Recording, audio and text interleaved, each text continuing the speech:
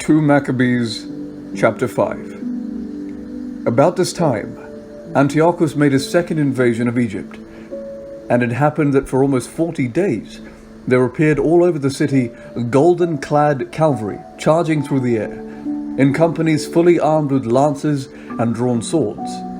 Troops of cavalry drawn up, attacks and counterattacks made on this side and on that, brandishing of shields, massing of spears, hurling of missiles, the flash of golden trappings, and armor of all kinds. Therefore everyone prayed that the apparition might prove to have been a good omen. When a false rumor arose that Antiochus was dead, Jason took no fewer than 1,000 men, and suddenly made an assault on the city. When the troops on the wall had been forced back, and at last the city was taken, Menelaus took refuge in the citadel. But Jason kept relentlessly slaughtering his compatriots, not realizing that success at the cost of one's kindred is the greatest misfortune, but imagining that he was setting up trophies of victories over enemies and not over compatriots. He did not, however, gain control of the government. In the end, he got only disgrace from his conspiracy, and fled again into the country of the Ammonites. Finally he met a miserable end.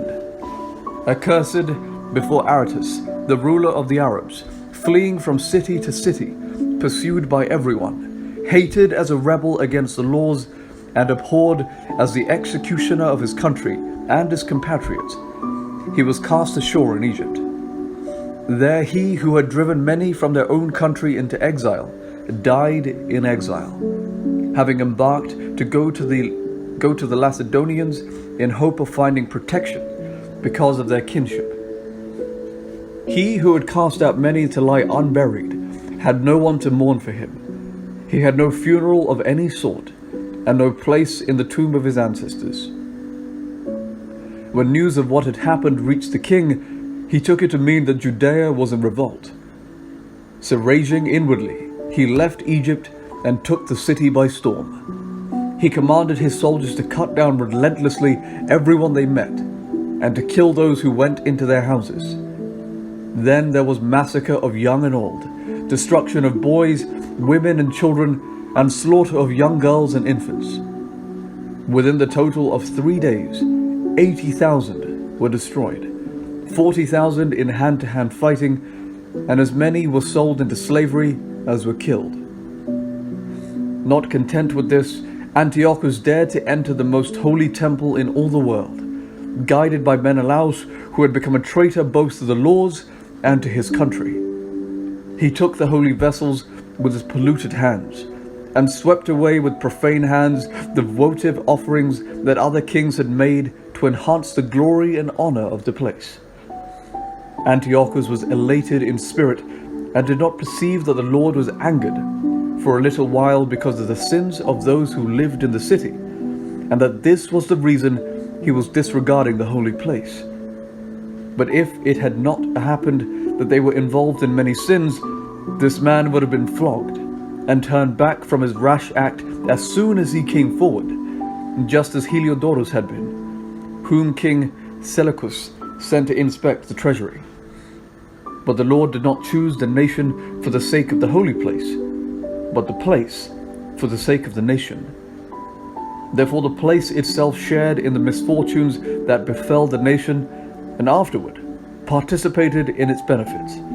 And what was forsaken in the wrath of the Almighty was restored again in all its glory when the great Lord became reconciled. So Antiochus carried off 1,800 talents from the temple, and hurried away to Antioch, thinking in his arrogance that he could sail on the land and walk on the sea, because his mind was elated. He left governors to oppress the people at Jerusalem: Philip, by birth at Phrygian, and in character more barbarous than the man who appointed him, and at Gerizim, Andronicus, and beside these Menelaus, who lorded it over his compatriots worse than the others did. In his malice towards the Jewish citizens, Antiochus sent Apollonius, the captain of the Mysians, with an army of 20,000, and commanded him to kill all the grown men and sell the women and boys as slaves. When this man arrived in Jerusalem, he pretended to be peaceably disposed and waited until the holy Sabbath day.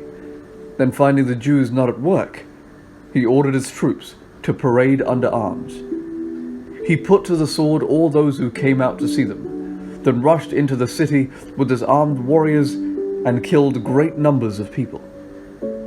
But Judas Maccabees, with about 9 others, got away to the wilderness and kept himself and his companions alive in the mountains as wild animals do. They continued to live on what grew wild, so that they might not share in the defilement.